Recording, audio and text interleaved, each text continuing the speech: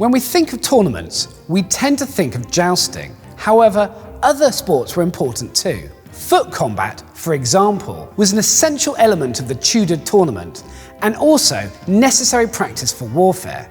Today, I'm talking to historical interpreter Matt Wood to learn more about this and other Tudor combat sports.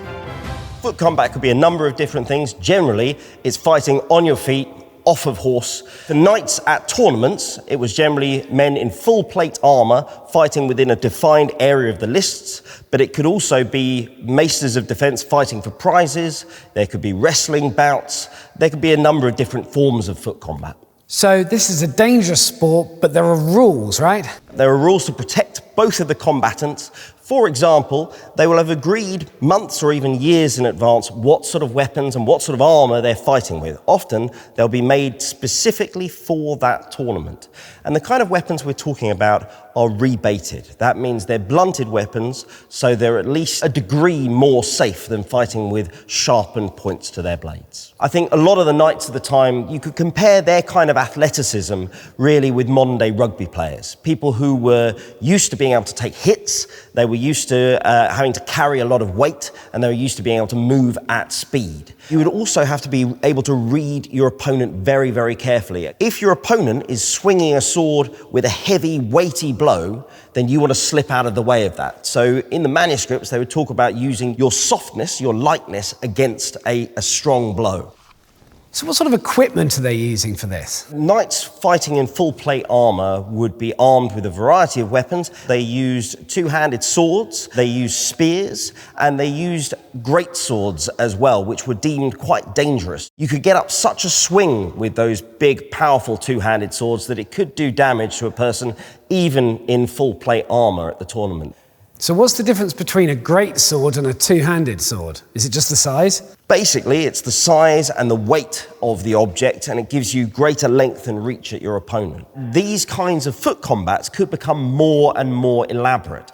There are examples in masques, so very large pageants really, that accompany tournaments, where men would fight not only one-on-one, but also in large-scale siege battles, where they would reconstruct castles, and they would have men trying to get up and over the walls on ladders, whilst fighting with swords, and oftentimes throwing things at each other. There were even instances of people loading cannon with hollow shot and firing them at men whilst they're fighting. So who is expected to have these skills?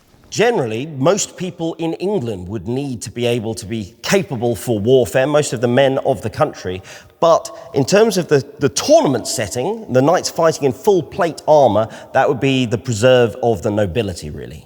For Henry VIII, there was a massive priority in the defence of the realm. You could be becoming a page by the age of about 7, and you could be training these kind of skills really from childhood. There had always been a concern before that ruffians and brawlers and drunkards would basically frequent these places and cause danger and damage. But under King Henry, he realised it was useful to have people who could fight. So Henry VIII, was he good at foot combat, do we think? Yeah, we think he certainly was. He was definitely a powerfully built man, both at the Field of the Cloth of Gold against one of the French knights and in another tournament against Sir Anthony Browne. He managed to destroy, really, to mangle one of their pauldrons, which is a plate of armour, quite a heavy plate of armour, over the top of the shoulder. Henry actually showed his chivalry. In both instances, he had another pauldron made at Greenwich to basically reimburse the French knight and Sir Anthony Browne for the damage that he'd done to their plate. How does it feel to be hit with these swords wearing this armour? Well, it can be interesting, I've got to say.